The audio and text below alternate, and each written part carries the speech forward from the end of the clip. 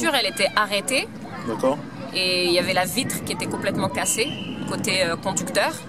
Et je suis arrivée au moment où le jeune venait d'être sorti de la voiture. Donc il était en train d'être maîtrisé par un policier. Donc comme quoi elle aurait été renversée, mais moi je l'ai vue non seulement debout, elle était en train de s'occuper du jeune qui était du côté passager. Et à un moment donné, comme il y a un jeune qui s'est enfui, elle a commencé à vouloir aller dans sa direction. Donc non, elle était debout. Elle était juste en état de stress et très énervée, mais en tout cas elle tenait debout, quoi.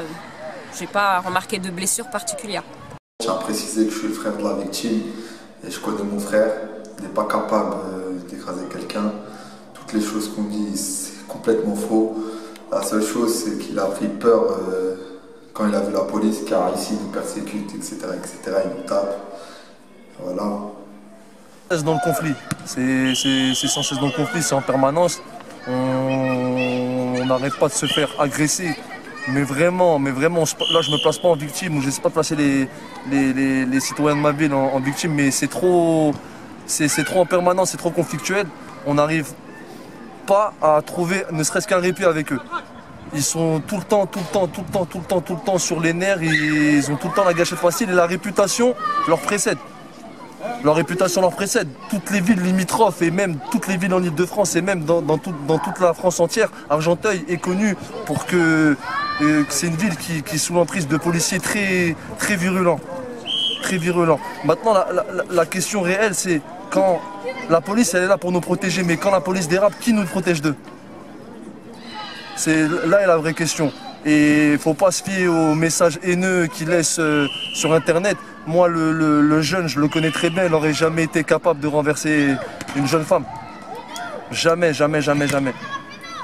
Donc voilà, moi c'est tout ce que j'ai à dire et... Voilà.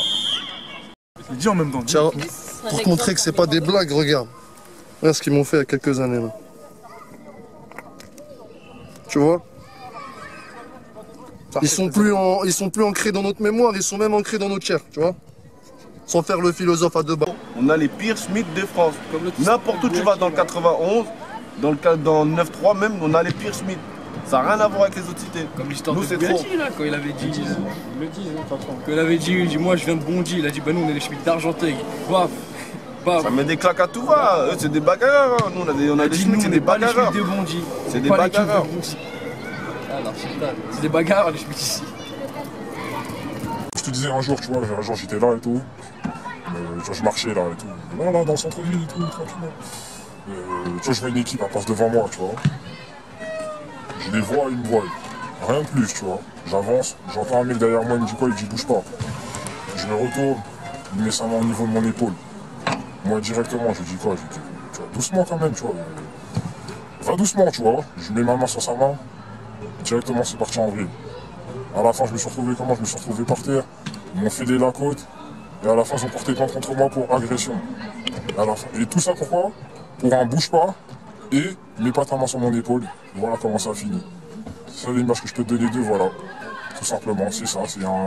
Ils viennent vers toi, ils voient que tu es un jeune. Ça sent, ils te connaissent, moi ils me connaissent, tu vois. Ils connaissent mon prénom, ils connaissent mon nom de famille, ils connaissent mon adresse, ils connaissent tout sur moi. Ils disent ça, c'est quoi? Ils connaissent mon passé. Juste peut-être parce qu'il devait avoir une petite rancœur envers moi, tu vois, bah, il est arrivé comme ça, et voilà comment ça s'est passé, et voilà, fin, tu vois. J'ai rien à dire de plus sur eux. J'aimerais te donner une bonne image d'eux, tu vois. Mais on n'a pas. Tout simplement. Pas vous dire que c'est tous les policiers qui font mal leur travail, mais 70% des policiers d'Argenteuil, ils font mal leur travail, ils sont violents, ils parlent mal, ils cherchent la petite bête en fait. Et après, dès qu'il y a des rébellions, tout ça, ils en jouent de ça. Après, c'est nous qui avons des problèmes avec la justice et tout. Certains viennent bourrer. Il y en a, ils viennent bourrer. Moi, j'ai déjà vu des scènes très choquantes devant moi. Comme un jeune homme là, qui faisait de la moto vers le Val d'Argenteuil. Il y a des policiers qui l'ont dit de s'arrêter. Il n'a pas voulu s'arrêter. Il n'allait pas leur foncer dessus. Ils ont quand même ils ont pris leur extincteur et ils l'ont extracté à bout portant. Ils ont mis des coups de pied dans la bécane. Il a fait un vol de plus de 10 mètres au moins. Il s'est vraiment tué. Après, ils l'ont, de ça, même s'il était KO par terre, ils l'ont braqué, ils lui disaient de pas bouger et tout, comme s'il était armé. Alors qu'il était inconscient. Alors qu'il était inconscient, déjà par terre et il ne plus bouger. Vas-y. Je vous raconte un contrôle en fait. Ce qui s'est passé, j'avais 16 ans. Je sortais tranquillement du foot, j'avais un sac de sport, j'étais habillé avec une grosse doudoune. Donc j'avais mis ma capuche, il faisait froid ce jour-là. Il devait être 21h, j'avais 16 ans. Je sortais pour aller à la banque tranquillement tirer. Je devais avoir, sans vous mentir, une barrette de shit sur moi. J'avais une barrette de shit, la police allait passer à côté de moi, m'a regardé, m'a mis les maglites dessus. À partir de ce moment-là, j'ai compris qu'il cherchait à me contrôler, quoi.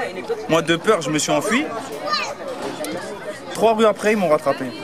Mais après m'avoir rattrapé, qu'est-ce qu'ils m'ont fait? Les voyant que j'étais bloqué, je me suis arrêté. J'ai mis les mains contre le mur. Ce qui s'est passé, ils m'ont balayé. Mon crâne l'a tapé par terre. J'avais 3 points de suture. Ils m'ont emmené en GAV, ils m'ont laissé dans la salle, ils m'ont roulé dans la merde d'abord. Avant tout ça, ils m'ont roulé dans la merde dans le trottoir. Ils m'ont roulé dans la merde et ils m'ont foutu en GAV, le crâne ouvert et plein de merde sur moi.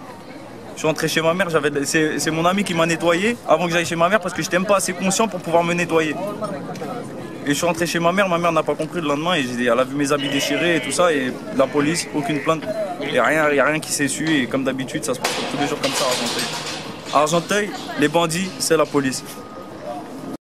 Voilà, j'ai préféré courir, j'ai vu du sang, j'ai déjà vu du sang, mais là c'était abusé là. Parce que c'était un policier qui tirait. J'ai jamais vu un policier tirer sur quelqu'un. Tu vois ce que je veux dire?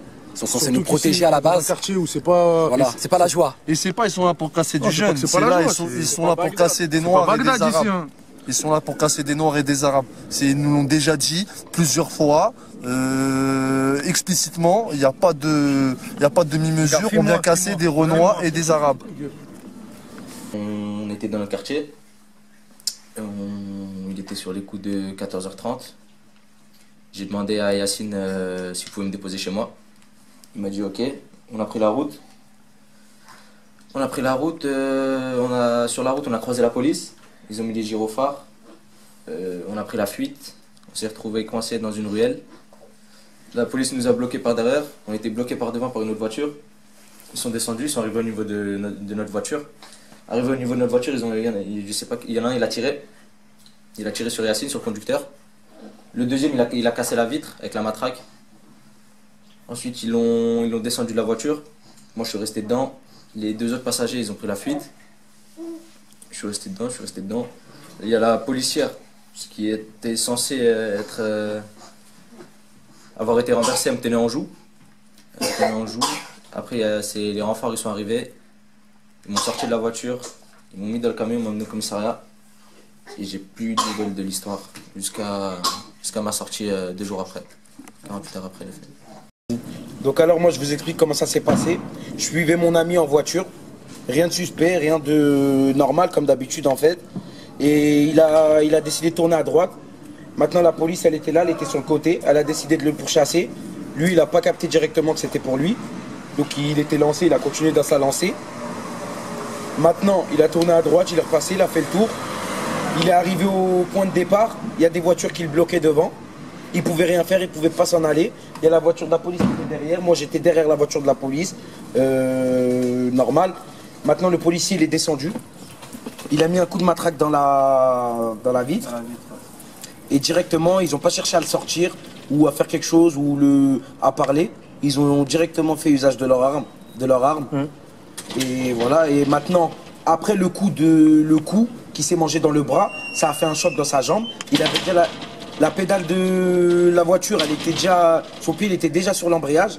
Ça veut dire avec le coup, il a lâché et la voiture elle a calé, elle est partie en avant, mais il n'a pas voulu foncer sur une policière, c'est totalement faux. La policière ensuite elle n'est pas tombée sur le coup, elle a remis l'arme à son collègue et ensuite on le voit bien dans la vidéo et une fois qu'elle a rendu l'arme à son collègue, elle m'a tenu en joue pendant 10 minutes. Une fois qu'elle a donné l'arme à son collègue, elle s'est jetée par terre, elle a simulé, je sais pas mais